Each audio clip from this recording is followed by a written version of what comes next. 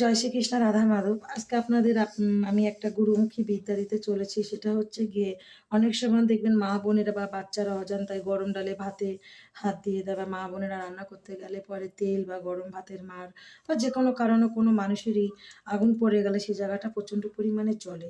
সেই জ্বলা থেকে মুক্তি পেতে গেলে যাতে ঠোসকাটা না ওঠে, আপনারা কি করবেন, একটা আমি গুরুমুখী বিদ্যা মন্ত্র দিচ্ছি। মন্ত্রটা হচ্ছে: আগুন আগুন আগুন বড় মা আগুন, ভাই গোনা বউরে চড়াইছে ভাত, জ্বলিস না গলিস না আগুন, কালা হইয়া থাক।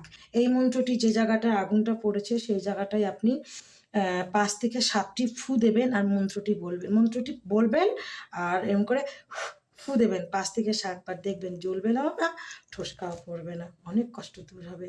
জয় শ্রীকৃষ্ণ রাধা মাধব। রাখি তাহলে, নমস্কার। আজকে আরেকটি ভিডিও আপনাদেরকে দিচ্ছি। সেটা হচ্ছে গিয়ে মানুষের মনের ইচ্ছা পূরণ